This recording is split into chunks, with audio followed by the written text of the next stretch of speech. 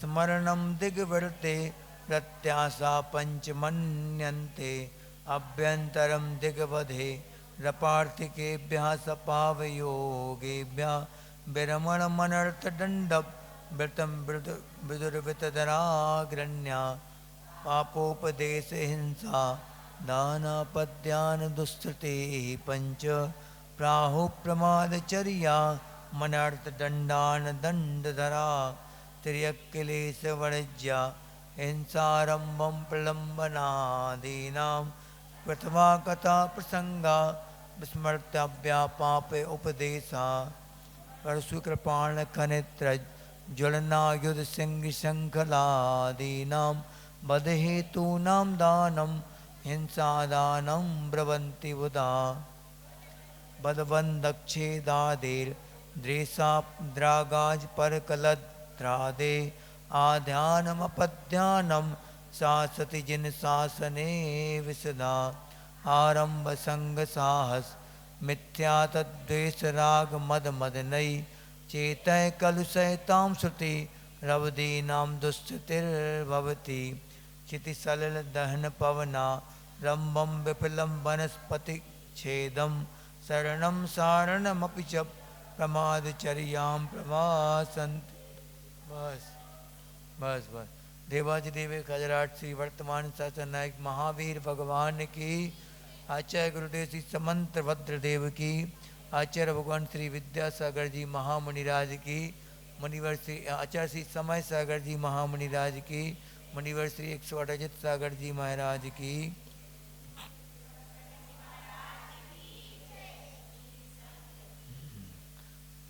दान का प्रकरण चल रहा है, अल्पसंख्यक बचे आज। इकट्ठे चंद कुछ नए लोग आ गए तो संख्या बढ़ गई, ठीक है। कौन कौन नया आया आज? ये कहीं और बस, बाकी सब तो आए रेगुलर वाले लगभग लगभग। अब कल से डेली आएंगे। उन्होंने पहले एप्लीकेशन लगा दी थी, महाराज जी लेट आएंगे, ठीक है। इनके लिए सजा नहीं मिलेगी। तुम सोचो कि महाराज इनको क्यों बिठा दिया। उन्होंने पहले से एप्लीकेशन लगा दी इसलिए। हाँ, कहानी सुनाएंगे सुनाएंगे अभी। हाँ, कहानी सुनाएंगे पक्का, ठीक है। एक कहानी पक्का सुनाएंगे आज। दूर बैठ जा दूर। हाँ, ध्यान से सुनना है, सभी भी सुनेंगे आज। 3 श्रावक और बढ़ गए आज। हाँ देखो, कल क्या बताया था दान के बारे में कि दान किसको दिया जाता? पात्रों को। पात्र कितने प्रकार के? 3 प्रकार के, उत्तम, मध्यम, जघन। सबसे पहले पात्र कौन होते दान के? सबसे पहले तीर्थंकर। तीर्थंकर भगवान सबसे बड़े पात्र दान के होते, ठीक पात्र। इसके बाद दूसरे गणधर परमेष्ठी, फिर तीसरे आचार्य परमेष्ठी, फिर चौथे मुनिराज। वो कौन से मुनिराज? रिद्धिधारी मुनिराज कोई हो, कोई 64 रिद्धि में से कोई रिद्धि उनके पास हो, तो वो कौन से मुनिराज के पात्र कहलाते? तीसरे नंबर के, चौथे नंबर के। अब 5वें नंबर के पात्र कौन है? सामान्य मुनि या फिर अवधि ज्ञानी मुनि लगा लो। अवधि ज्ञान रिद्धि में आ जाएंगे सब। अब जो रिद्धि होती ना, नमो ओहि जनानम, नमो मन मन पज्जय जनानम, यानी कि मन पर्याय ज्ञान जिनको होता वो मन पर्याय वो रिद्धि कहलाती। रिद्धियाँ भी होती हैं। रिद्धि किसे कहते? रिद्धि और सिद्धि में क्या अंतर है बताओ? कहते रिद्धि सिद्धि खूब है घर में इनके, रिद्धि सिद्धि। तो रिद्धि और सिद्धि में क्या अंतर है? मंत्र क्या किया जाता है? सिद्ध किया जाता है। और ये बुद्धि आदि का क्षोभ सम बढ़ जाना अपने आप, या आकाश में गमन होने लगना, घास पे चलने, अग्नि की शिखा पर चलने तब भी जीवों का घात ना हो, तो वो प्रकट होती तप के माध्यम से स्वतः। और तो बात नहीं करना है, चुपचाप बैठना। एक इस साइड आ जाओ, एक जन इस साइड आ जाओ इधर एक जन। हाँ यहाँ एक, हाँ सामने लाइव चलेगा तुम्हारा।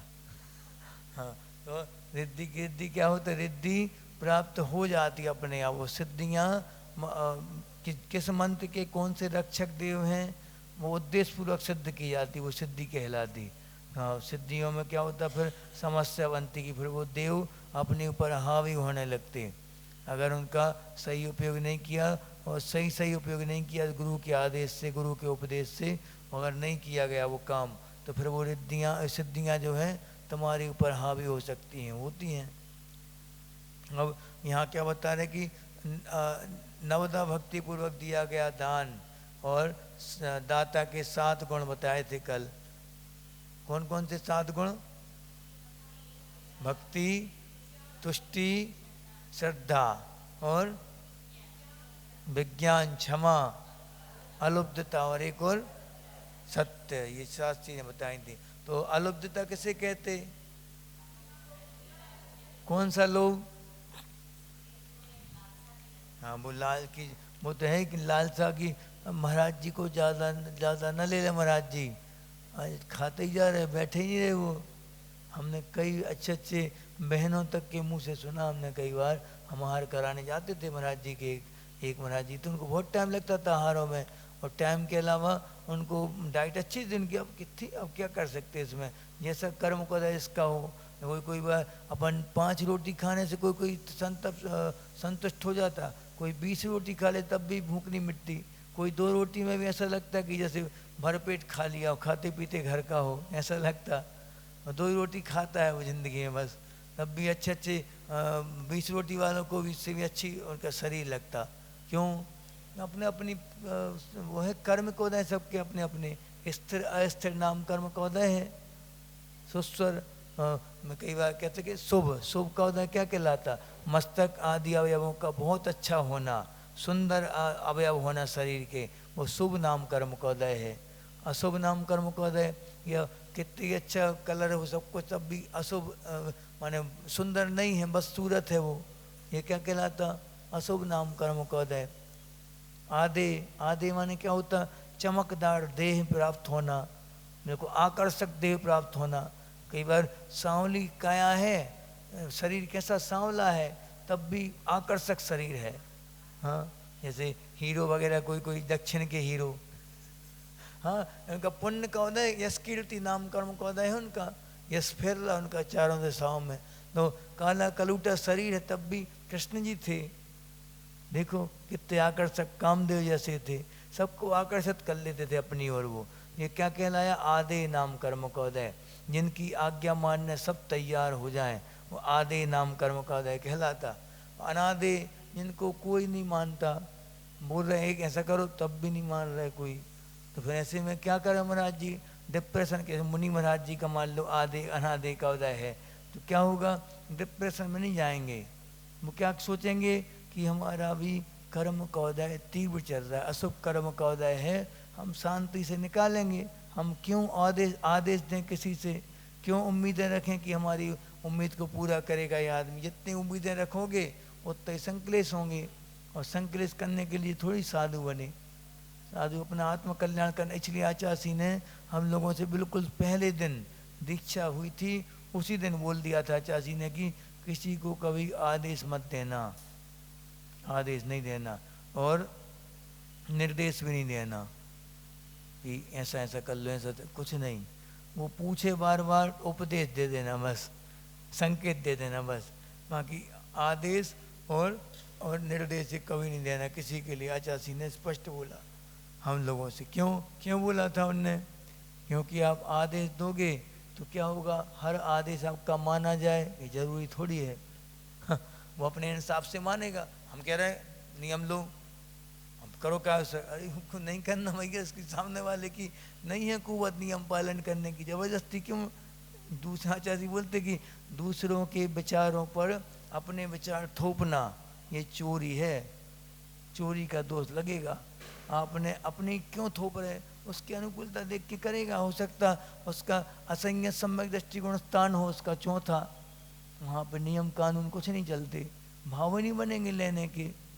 हमने बताया था ना एक बार, एक आरिका जी हैं, आरिका के पिताजी वो 80 साल के करीब हैं वो, तो उनके पास आती हैं, वो माता जी के पास आते हैं उनके पिताजी, तो वो कहती हैं कि कक्का तुमने रात में कभी खाया तो है नहीं, रात्रि भोजन का त्याग कर दो। तो वो क्या कहते हैं, हमने जब खाया नहीं तो त्याग क्यों करें?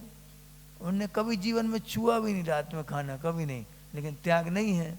लेकिन फिर दोबारा बोला कि तुम खाते त्याग तो कर दो। हम खाते ही नहीं हैं तो क्यों करें, गुस्से में आ जाते वो। जब भी उनसे ये वाली बात करो और ज़्यादा क्रोध में आ जाते। माता जी क्या कहती हैं लास्ट में, या तो बन गई है या बंधना है। क्या, कौन सी, नरकायु, या तो बंधना है या बन चुकी है। ये दो ही कारण, या त्रेंच भी हो सकता। त्रेंच गति में भी आप दिन रात खाओ वहाँ पे, फिर तो भी भूख नहीं मिटती हो। मिलना दिन रात भूख उनकी हमेशा बिल्कुल जलती रहती, ज्वालामुखी जैसी। पशु, कोई कोई पशु रात ही में खाते हैं, दिन में नहीं खाते। उल्लू है, चमगादड़ है, शेर वगैरह है, रात ही में शिकार करते हैं, दिन में शांति से सोते रहते वो। ऐसा है ना, इसलिए कोई अब उसी गति में जाएगा फिर वो। इसलिए ये नहीं समझना कि हमने जैसे भोग भूमि के मनुष्य हैं, सुनो सुनो, भोग भूमि के मनुष्य तो त्रियंच हैं।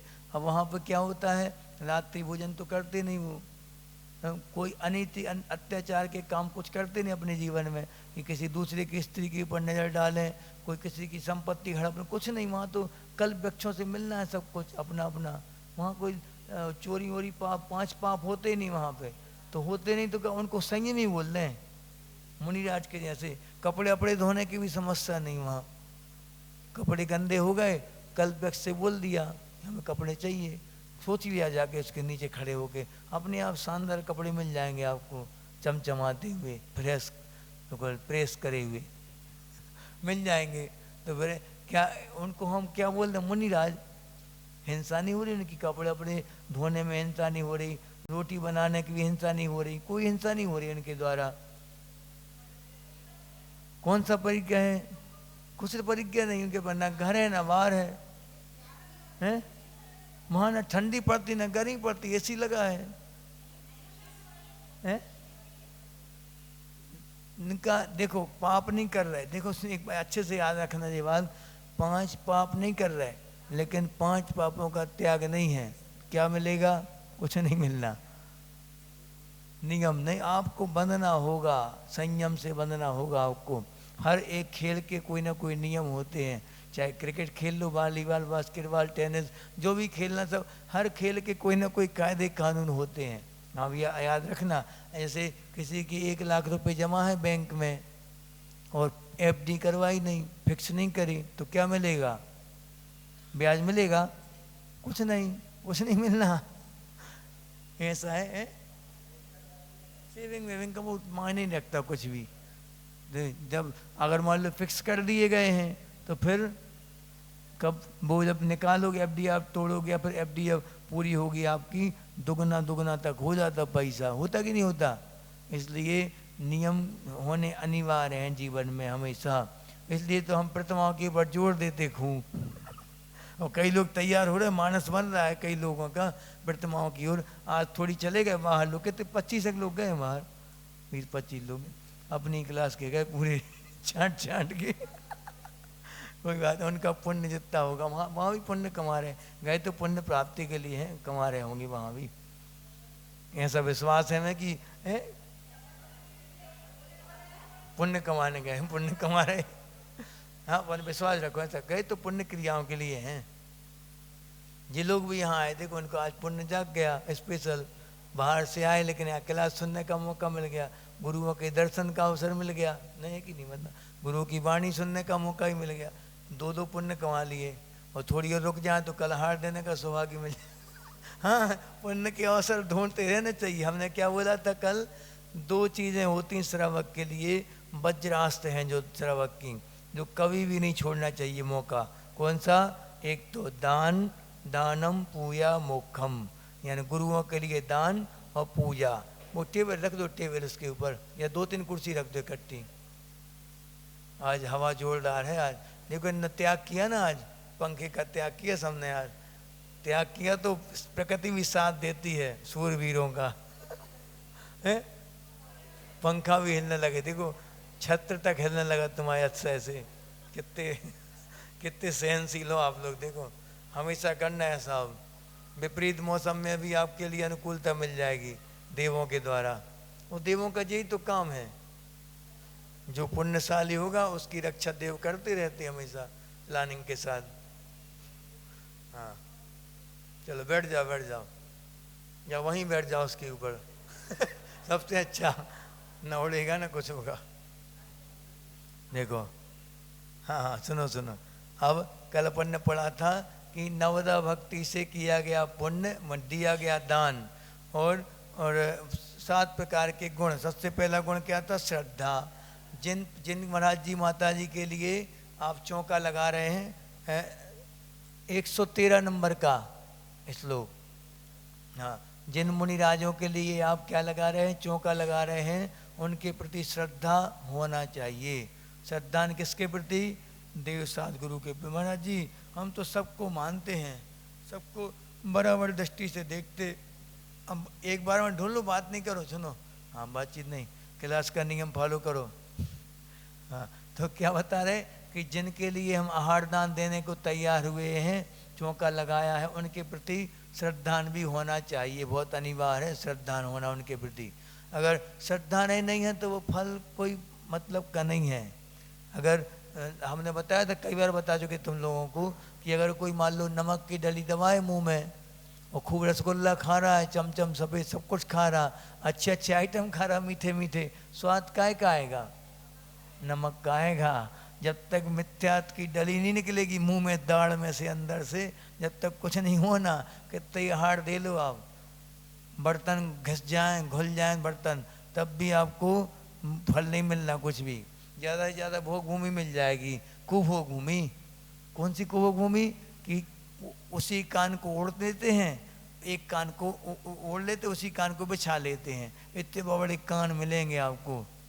हाँ, ऐसे भोग भूमि तो मिलेगी, लेकिन कुभोग भूमि मिलेगी। दर्पण के समान मुख हो गया, कभी गाय के समान मुख हो गया, कभी भैंसे के समान मुख हो गया, ऐसे मुख वाले बनेंगे मानुष। तो ये बता रहे हैं, श्रद्धान उनके प्रति बिल्कुल पक्का श्रद्धान देव सद्गुरु पर होना चाहिए, वही व्यक्ति आहार देने का पात्र है, इसका मतलब ये है। ठीक है। तुष्टि यानी संतुष्टि होना चाहिए। अब सब चौके खा लिए मोहल्ले भर के, और हमें लगता कि हम सब महाराजों को पड़गा लें, 3 ही महाराज जी हमारे यहाँ आ जाएं, और कहीं जा ही नहीं पाए, बिल्कुल घोषणा करवा लो कि कोई भी चौका नहीं लगाएगा, हम यहाँ होंगे तीनों महाराज जी के हार। तो फिर महाराज जी भी फिर सोच लेते कि अब इनके यहाँ तो जाएंगे ही नहीं, मलई उपास हो जाए हमारा, दूसरे गांव चले जाएंगे, कोहाला आसपास के गांव देख लेंगे, लेकिन यहाँ नहीं जाएंगे। क्यों? अब क्योंकि आपने क्या किया? दान देने से रोक दिया आपने सबके लिए। ये कितना बड़ा अंतराय बांध दिया, सोचो आप। हैं? हाँ, वही तो जे क्या नाम उनका, सैनिक के पुत्र कुणिक ने यही तो किया था, घोषणा करवा दी कि उनने बातचीत। वहाँ बैठ जाओ, अलग अलग बैठो, अलग अलग दूर दूर बैठो, बातें करोगे फिर। हाँ, अच्छे सुनो ध्यान से। क्या हुआ? एक बार दो मित्र थे, एक बन गया मुनि, एक बन गया राजा। तो जैसे ही वो राजा बना, तो पहले दोनों की अच्छी दोस्ती तो थी, लेकिन जो राजा का जो बच्चा था राजकुमार, वो उस गरीब आदमी के लिए खूब मारता पीटता था, मजाक में उसको कहीं घोड़ा बन के चलाता था, हाथी बनो, नीचे बैठो, ऐसा बोलता था, ऑर्डर देता था खूब। तो उससे क्या हुआ? वो उसने उससे बचने के लिए और जाके सुसाइड करने वाला था वो। हाँ, ध्यान नहीं दो, सब होने दो, हो रहा जो। आप तो गुरु के ऊपर ध्यान दो बस। हाँ, कुछ नहीं होगा, सब चटाई हो तो कचरा उड़ के आ गया, मेकअप हो गया थोड़ा, और क्या देखो क्या हुआ, उन्होंने क्या कहा कि राजा के राजकुमार से बचने के लिए उसने क्या कर लिया? दीक्षा ले ली, जाके सुसाइड करने जा रहा था। नीचे महाराज जी लोग थे, पहाड़ से कूद रहा था, देखा तो नीचे महाराज जी का संग था, जाके दीक्षा ले ली, सीधी दीक्षा ली, और घनघोर तप करने लगे। 1 महीने में 1 बार आहार करने उठते थे वो मुनिराज। कुणिक का जो जीव था वो 1 महीने में 1 बार। अब राजा जो था वो बहुत प्यार करता था उसको, खूब चाहता था, वो भला ही मारपीट करता था, जो भी करे हंसी मजाक में। तो उनने क्या किया? महाराज जी के दर्शन करने गए, राजा साहब पहुँचे तो अब कहा कि महाराज जी आप ऐसे बिना बताए दीक्षा ले ली आपने, चलो घर चलो। अब वो जानता नहीं था कि जैन साधु कैसे होते। तो महाराज जी बोलते हैं, जिन मार्गों को हमने एक बार छोड़ दिया उस मार्गग्रस्त मार्ग पर दोबारा कदम नहीं रख सकते। तो बहुत दुखी हुआ राजा। दुखी होता कहता है कि एक बार हम आधी दौलत ले लो हमारी, आधा राज्य तुम करना आधा हम करेंगे, दोनों मिलके अपन ऐशो आराम से रहेंगे। उन्होंने क्या बोला महाराज जी ने, अब तो हम यही राज्य करेंगे, वन राज्य, हमारे जंगल का राज्य है हमारा बस। तो फिर उसने बोला कि अब एक काम करें महाराज जी, अब थक हार के वो क्या कहते हैं हमारे यहाँ भोजन ग्रहण करें, चलो अब भोजन करने चलो। तो वो क्या बोलते हैं, निमंत्रण से कोई साधु जाता नहीं, न आमंत्रण न निमंत्रण, न बुलौआ न चलौआ। बुलौआ किसे कहते कि आप हमारे यहाँ आना, बुलौआ हो गया, और चलौआ हाथ पकड़ के ले चलो, चलौआ हो गया। ऐसे नहीं, दोनों में नहीं जाएंगे महाराज जी, ठीक है ना, निमंत्रण ना आमंत्रण। तो फिर आप आओगे कैसे, नवदा भक्ति कीजिए। तो उन्होंने कहा कि सोचा राजा ने कि इतने सारे चौके लगते हैं वहाँ, तो कहीं भी जा सकते, वो तो कोई चौका नहीं लगने देंगे हम। तो उन्होंने घोषणा करवा दी कि जब महाराज जी महीने के लास्ट में उठेंगे आहार के लिए, कोई भी चौका नहीं लगाए मुनिराज के लिए। अब महाराज जी आहार के लिए उठे, पूरा नगर घूमा, उन्हें कहीं नहीं मिला आहार। तो कहाँ गए, वो राजा के महल की ओर गए। वहाँ पे क्या हो गया, तीन अटेम्प्ट दिए राजा ने, तीनों में फेल हो गया वो। एक बार क्या हुआ, हाथी पागल हो गया, तो अब सब चीतकार मची थी वहाँ, हल्ला मचा था, खूब कुचल रहा था सबके लिए। महाराज जी अलाप करके और वापस आ गए। दूसरी बार महल में आग लग गई जोरों की, तो फिर वहाँ से लौट के आ गए महाराज जी। तीसरी बार क्या हुआ कि अब वो किसी शत्रु ने आक्रमण कर दिया, तो पूरी सेना की तैयारी में लग गया राजा, पड़गान भूल गया, तो वो भी गया। तीसरा 3 महीने कंटिन्यू हो गए, 3 महीने तक, और 1 महीना पढ़ना का, कितने 4 महीने कंटिन्यू महाराज जी को आहार नहीं मिला, सोचो। और 1 महीने का नियम था उनका, 1 महीने एक बार उठेंगे आहारों को। अब जैसे ही वो जा रहे थे, रास्ते में चक्कर खा के गिर गए। तो उस समय क्या बोला जनता ने, जनता देख रही थी, पूरी आंसू थे सबकी आंखों में, कैसा दुष्ट राजा है कि ना स्वयं आहार देता है ना देना देता है किसी को। तो उसी समय जैसे ही महाराज जी के कान में शब्द पड़े, उसी समय आयु का अंत था उनका। तो उनने क्या किया, और जैसे ही कान में शब्द पड़े तो उनने निदान बांध दिया। जितनी साधना करी थी जीवन भर की सब मटिया मलेट हुई साधना, अभी तक कोई विकल्प नहीं था। बस श्रावक की बात कान में पड़ गई, विकल्प शुरू हो गया। उसी समय आयु का बंद हुआ। क्या भाव कर रहे थे वो कि भगवान अगर हमें जीवन में हमने कोई साधना की हो, कोई भी फल अगर हमें साधना का मिले, तो ये मिले कि हम इस राजा का बेटा बन के इसका नाश करें हम। ऐसे भाव निकल ली महाराज जी ने, मुनि महाराज जी ने। तो फिर अब जैसे ही वो मर के क्या बना, देव बना। देव बन के फिर क्या, राजा को मालूम पड़ी ये बात कि महाराज जी को हमारे कारण प्राणघात हो गया उनका। तो फिर राजा को इतना दुख हुआ कि उसने जाके तपस्वी का वेश धारण कर लिया। तपस्या करने लगा, वो पंचाग्नि तप करने लगा, चारों तरफ अग्नि जला के और हवन करने लगा। और एक साल तक वो ऐसा खड़ा रहता, सिला लेके खड़ा रहता था बिल्कुल एक पैर पे, ऐसी साधना करने लगा। तो वो भी मर के और देव बना। अब देव बन के दोनों देव बने। तो जो राजा का जो देव जीव था वो क्या बन गया, सैनिक बन गया आके। और अब जो महाराज जी का जीव जो था वो क्या बनेगा, अब कुणिक बनेगा। उन्हीं का बेटा किसके गर्भ में आएगा, महासती, महासम्यक दृष्टि और महान श्रद्धा रखने वाली जीव सदगुरु पर कौन, चेतना के गर्भ में आएगा वो जीव। ऐसा है, फिर बदला लिया उसने। हाँ, इसलिए कभी भी श्रद्धा की कमी नहीं होनी चाहिए उनके प्रति, तुष्टि यानी संतुष्टि होनी चाहिए मन में कि हमारे पास जो भी आए गुरु महाराज, उनको हम अच्छे से आहार कराएं, नवदा भक्ति से, पूरी श्रद्धा भक्ति समर्पण के साथ। उनने क्योंकि इतने सारे चौकों में तुम्हें सिलेक्ट किया है, तो तुम उनको रिजेक्ट मत करो, उनको पूरा समर्पण के साथ आहार कराओ। हाँ, ये कर्तव्य है आपका। आप ही चले जाओगे, मान लो एक एक करके हमारे साथ हुआ ऐसा। वहाँ पे कहाँ जिंतूर में थे, तो उनके फेवरेट महाराज जी बाजू में आ गए। अब फेवरेट महाराज जी आ गए, उसका जन्मदिन भी था घर में किसी का। वो महाराज जी उनके यहाँ, उनकी प्लानिंग थी पूरी कि उनके हमारे यहाँ होंगे हार, नहीं हुए, किसी और के यहाँ हो गए उनके, और हम चले गए उनके यहाँ।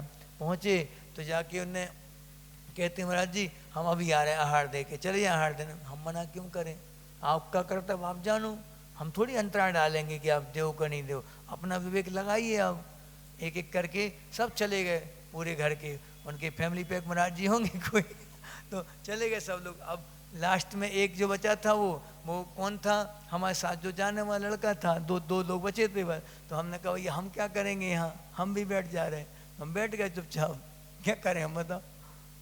ऐसा कभी अभिनय नहीं होनी चाहिए। साधु पद की आचार्य बोलते कि मुनि मुद्रा का कभी अभिमान नहीं करना, कभी भी नहीं कि घमंड के हमसे बड़ा हम महाराज जी हैं, नमस्तु करो, नहीं कभी। लेकिन बहुमान नहीं खोना। दो शब्द बहुत अच्छे लगते हैं आचार्य जी के, अभिमान करना नहीं लेकिन बहुमान खोना नहीं। अगर कोई नवदा भक्ति में एक भक्ति भी कम रह गई तो महाराज जी लौट सकते हैं, उनको अधिकार है लौटने का। उन्होंने ये नहीं कहा उच्चासन ग्रहण कीजिए महाराज जी, नहीं बोला तो लौट सकते हैं, हमारे पास अधिकार है इस बात का। पूजा नहीं करी तो हम इशारा नहीं करेंगे कि पूजा करो हमारी, हम नहीं बोलेंगे कुछ भी। उच्चासन ग्रहण कीजिए ये नहीं बोला तो हम ये नहीं बोलेंगे कि बोलो उच्चासन बोलो क्यों बोले, आप क्या करते आप जाने।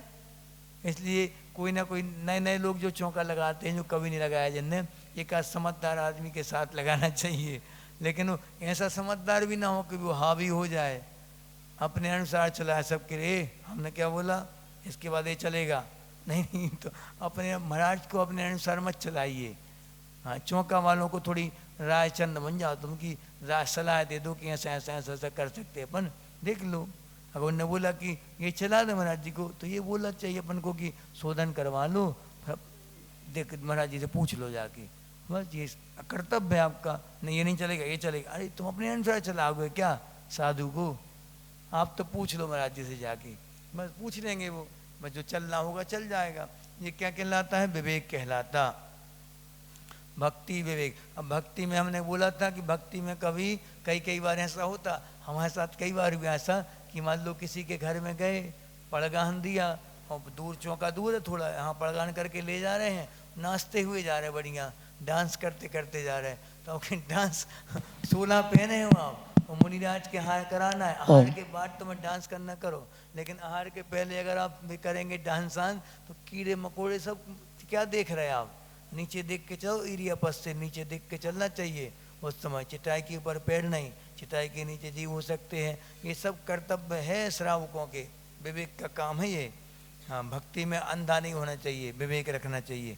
अलुब्धता, लोभ नहीं होना चाहिए। अलुब्धता माने महाराज जी बैठे ही नहीं रहे, खत्म होने वाला सब कुछ महाराज जी तो बैठे ही नहीं रहे, हमारे बच्चों को नहीं बचा, कुछ सब खा गए वो।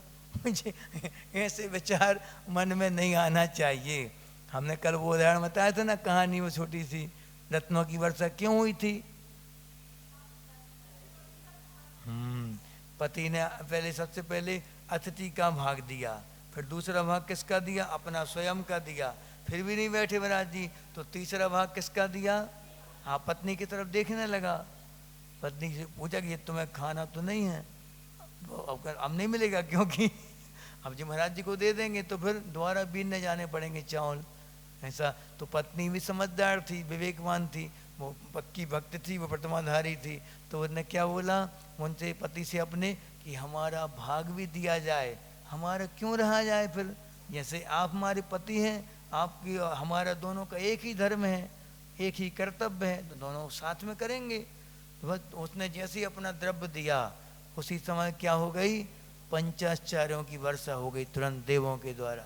क्यों हुई, देवों ने भी क्या देखा, लोभ का त्याग जितना जितना होगा, चाहे वो दान के क्षेत्र में हो, चाहे करुणा दान के क्षेत्र में, कोई भी दान के क्षेत्र में लोभ का जितना जितना आप त्याग करेंगे, देवों के भी आसन कम पैमान हो जाते, आ जाते तुरंत वो आपके लिए समझाने के, आपकी अनुमोदना करने के लिए। क्योंकि वो नहीं कर पा रहा है ना ये काम, जो नहीं कर पा रहा उसको ज़्यादा दुख होता है, और वो खुशियाँ मनाता, जो कर रहा है उसकी खुशियाँ मनाना चाहिए। बलगुआ का विधान रखा जाता था पहले चौकों के आहार के बाद, कि खूब ढोलक बजाओ, बढ़िया भजन गाओ, संगीत सुनाओ। क्यों, क्योंकि उसको पुण्य मिला है, तो उसकी अनुमोदना करने हम सब इकट्ठे हुए हैं। हमें अपना भी पुण्य बढ़ाना है, उसके पुण्य के नहीं, अपने पुण्य पुण्यम, उसका पुण्य बढ़ाने के लिए, अपना पुण्य बढ़ाने के लिए उसके पुण्य की अनुमोदना कर रहे हैं हम, ये है मतलब। ठीक, अब दान का फल पढ़ना है, पढ़ दिया। हाँ, दान का फल बता दिया था। जैसे खून काय से धुलता है? खून से, एवं जल से, जल से खून धुल जाता है। इसी प्रकार अपने दिन भर के किए हुए जो पाप कर्म हैं वो किससे धुलेंगे? दान से धुलेंगे। महापात्र को दान देने से जितना ऊंचा पात्र होगा उतना ही ऊंचा पुण्य लगेगा। ठीक है, तो अब यहाँ पे अल्प दान से महाफल की प्राप्ति। कल ये भी बता दिया था, हाँ, ब्यूटी पार्लर का निषेध कर दिया था कल। क्या बताया था? उच्च गोत्र चाहिए है तो क्या करना? प्रणते, यानी किनके? इन तपोनिधि सु, यानी कि जो तपोनिधि है, तपोधन है, जिनका धन क्या है? तप है। ऐसे महामुनियों के चरणों में जो नमस्कार करता है उसके क्या हो जाते? उच्च गोत्र की प्राप्ति होती है मुनियों की वंदना करने के लिए मात्र से। और भोगो दान, और दान देने से क्या मिलते हैं? भोग भूमि मिलती है। और उपासनात् पूजा, और पूजा करने से उनकी क्या मिलता है? उपासना। आपकी पूजा होगी आगे भव में, पक्का है। जिनसे जैसे महावीर स्वामी हैं, 24 तीर्थंकर भगवान है, इनने क्या किया होगा पूर्व जन्म में? इतना जबरदस्त पुण्य बांधा। क्या किया होगा? देवसास गुरु के प्रति समर्पित हुए होंगे, मन वचन काय से उनकी पूजन करी होगी, तब जाके इतनी पवित्र पर्याय मिली उनके लिए। और अपन लोग क्या कर रहे हैं? पूजा करते जाते, गप्पे मारते जाते। ठीक है बहू, ठीक है, ऑपरेशन होगा, स्वाहा। ये बातें चलती जा रही। आज कौन के हार हुए? तुम मोहन से करो भैया पूजा, तुम क्या कर रहे हो? सामायिक में भी हाँ हूँ, अच्छा हूँ, ऐसा लिख दिया, थोड़ा सा लिख दिया। क्या है क्या मिलेगा आपको? आप सोच लो। कैसे थोड़ी आधे घंटे की सब्र नहीं पकड़ पा रहे आप, इतना संयम नहीं रख पा रहे अपने जीवन में, तो क्या होगा आगे चल के? असंयम है पूरा जीवन में आगे चल के। यहाँ संयम नहीं है, यहाँ अगर संयम के पल निकलेंगे आगे भी संयम की पात्रता बनेगी। भला ही देव पर्याय में जाएगा, संयम हो जाएगा, लेकिन संयमों की वंदना करने यहाँ आएगा वो सम्यक दृष्टि देव। यहाँ मुनिराजों की वंदना करेगा और पंचाचार्य करेगा, सब कुछ करेगा, इनके सहयोग करेगा उनके तप में। ये सब कब करेगा? जब संयम के प्रति लगाव होगा उसका, तब कर पाएगा। यहाँ इस जीवन में संयम नहीं है, वहाँ क्या मिलना? कुछ नहीं मिलना, नीचे जाना है। हाँ, तो ये बता दिया कि पूजा किससे मिलेगी, उपासना किससे होगी? अपनी पूजा करने से। ठीक है, गुरुओं की पूजा। भक्ति सुंदर रूपम। अब देखो, सुंदर सुंदर रूप चाहिए अगर, स्त्रियों का नहीं। हाँ, नहीं तो तुम स्त्रियों के साथ जोड़ लो, क्योंकि हर पर्याय में आप देख लो। जैसे कि गाय की पर्याय देखें अपन, गाय सुंदर लगती कि बैल सुंदर लगता? बताओ। बैल नहीं लगता? सबसे सुंदर माना जाता है बैल। हाँ, मोर सुंदर लगता कि मोरनी सुंदर लगती? मोर सुंदर लगता। हाँ, बनाइए, वैसा बनाइए। शेर सुंदर लगता कि शेरनी सुंदर लगती? शेर, बब्बर शेर, टाइगर या कोई भी, वो पुरुष हमेशा सुंदर हो। मनुष्य पर्याय ऐसी पर्याय है जिसमें कि किसके ऊपर ज़्यादा फोकस हो जाता? स्त्रियों के ऊपर फोकस हो जाता पूरा। इसलिए अपन को कभी सुंदरता का अभिमान नहीं करना और स्त्री बनने की भाव नहीं करना कभी कि अगले भाव में और सुंदर स्त्री बने। क्या बनना स्त्री? हम पुरुष पर्याय प्राप्त करें और उसी भाव से मोक्ष का पुरुषार्थ कर पाएँ, मुनि बन पाएँ, साधना कर पाएँ अपने जीवन। ऐसे भाव जरूर करना चाहिए हमेशा। ऐसे भाव होंगे तो पक्का है कि स्त्री पर्याय फिर दोबारा नहीं मिलेगी। क्योंकि पराधीनता होती, बचपन में जो बच्चियां होती हैं वो किसके अधीन रहती हैं? माता पिता के अंडर में रहती हैं, उसके अधीन रहती, पराधीन। और थोड़ी बड़ी हो जाती हैं तो भाइयों के अधीन हो जाती, और जब शादी हो जाती है तो पति के अधीन हो जाती हैं, और जब अंतिम अवस्था आती है उस समय किसके अधीन? बेटों के अधीन। हमेशा पराधीनता है यहाँ। आरिका भी बनती हैं तो आप बड़े बड़े तप नहीं कर सकती, आप जंगल में जाके एकांत स्थान में साधना नहीं कर सकती, आप बड़े बड़े मासोबास आदि वृक्ष के नीचे बैठ के, गिरी पर्वतों पे बैठ के साधना करें, ऐसा हो नहीं सकता। सेनन नहीं है, क्योंकि तीनों सेनन रहेंगे स्त्रियों के हमेशा।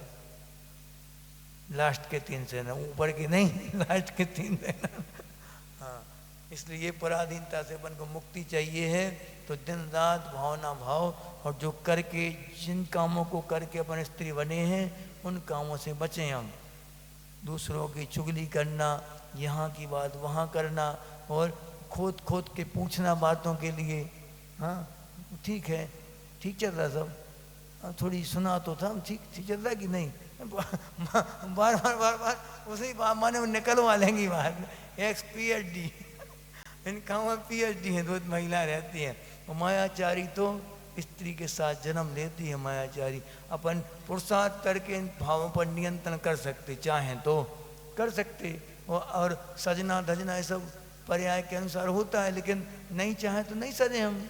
अगर मान लो हम नहीं चाहे तो जबरदस्ती कोई पोत देगा क्या तुम्हें? नहीं पोतेगा।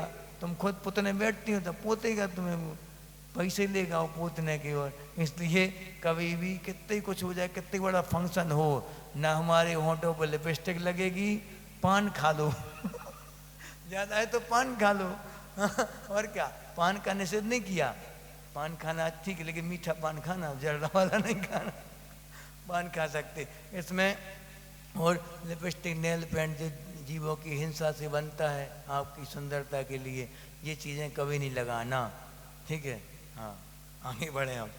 हाँ स्तवनाथ कीर्ति, तुम्हारी कीर्ति फैलेगी जितना जितना अपन झुकेंगे मुनियों के चरणों में, उनकी कीर्ति को गाएंगे, उतना उतना अपना यश फैलता जाएगा। हाँ अल्प दान से महाफल की इच्छा प्राप्ति कैसे होती है, कि छोटा सा भी दान देंगे अपन मुनियों के हाथों में अगर, तो उसका कितना बड़ा फल मिलता है बताएंगे, बता दें सर, बता दें। क्षितिगत में विवट बीजम पात्रगतम दान मल्पमपि काले फलितिक्षाया विभवम बहुफलमिष्टम शरीर वृताम। क्षितिगत विवट बीजम पात्रगतम दानमल्पमपि काले फलतिक्षाया विभवम बहुफलमिष्टम शरीर वृताम। हाँ पढ़ो।